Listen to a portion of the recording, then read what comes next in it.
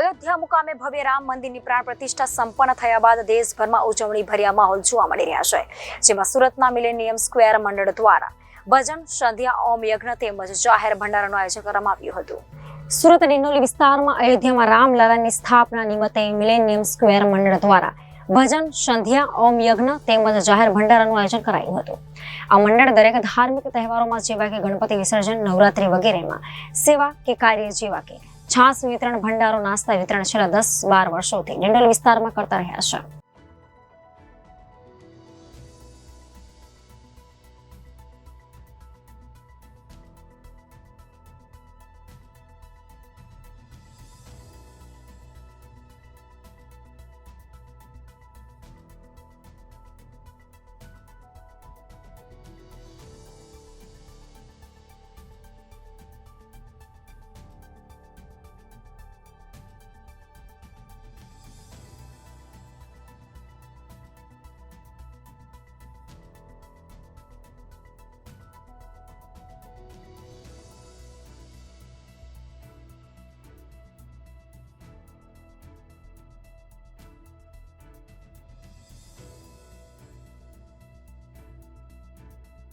હું સંદીપ પટેલ બોલું છું। સી બિલ્ડિંગમાં મિલેનિયમ સ્ક્વેરમાં રહું છું।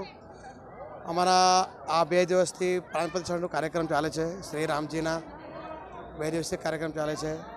અમારી સોસાયટીમાં અત્યારે પેલો જમવાનો પ્રોગ્રામ, પેલો જાહેર આમંત્રણ આપેલો છે બધા સોસાયટીના।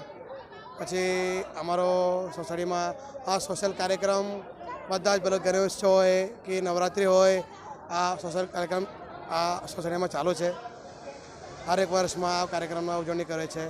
અમારી સોસાયટી ઘણા વર્ષોથી આ પ્રોગ્રામનું આયોજન કરે છે, પછી બધા મળીને આ પ્રોગ્રામનું આયોજન કરે છે। સર, આ જે તમારો પ્રોગ્રામ સોસાયટી જે પ્રોગ્રામ કરે છે કેટલા વર્ષોથી ચાલે છે, જરા મને જણાવશો તમે? આ સોસાયટી 15 વર્ષે આ સોસાયટીના પ્રોગ્રામમાં ચાલુ છે।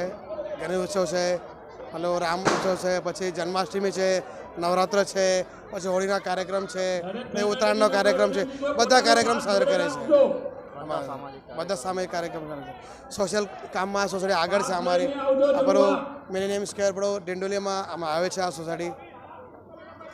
સર, હવે હું તમારાથી જાણવા માંગુ છું કે સોસાયટીના જે બધા એક્ટિવિટી થાય છે એમાં તમને પબ્લિકનો રિસ્પોન્સ કેવો મળી રહ્યો છે? ના, સારું છે પ્રોગ્રામ તો બધું। પાછળ બિલ્ડિંગના પ્રોગ્રામમાં બધા લોકો આવે છે, 200-300 લોકો આવે છે પ્રોગ્રામ।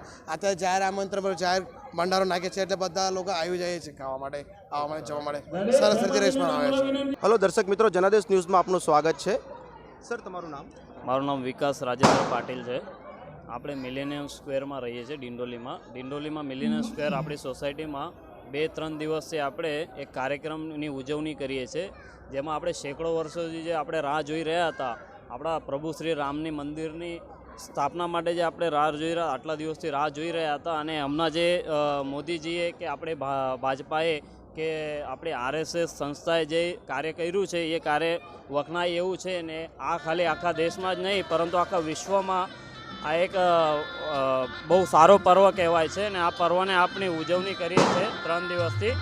કાલે 2 દિવસથી આપણે ભજનનો પ્રોગ્રામ રાખેલો હતો ને આજે તેમજ મહાઆરતીનો કાર્યક્રમ રાખેલો છે ને આવી રીતે બધી સોસાયટી મળીને આપણે બહુ ઉત્સાહથી આ કાર્યક્રમને બધા રામ ભક્તોએ ઉત્સાહથી બધા સાથ ને સહકાર આપ્યો છે ને જનાદેશ ન્યૂઝનો બી આપણે આભાર માનીએ છીએ કે આપણે સોસાયટીમાં કવરેજ લેવા આપણી આટલો મોટો કાર્યક્રમ થાય છે ને આખા દેશમાં આવા કાર્યક્રમની જે ઉજવણી થાય છે ને એમાં જનાદેશ ન્યૂઝે આપણા માટે ટાઈમ કાઢીને આપણે કવરેજ લેવા આવ્યા છે, એના માટે આપણે જનાદેશ ન્યૂઝને ધન્યવાદ કહીએ। જય શ્રી રામ, જય શ્રી રામ। Reporter Subhash Thackeray, Janadesh news, Surat.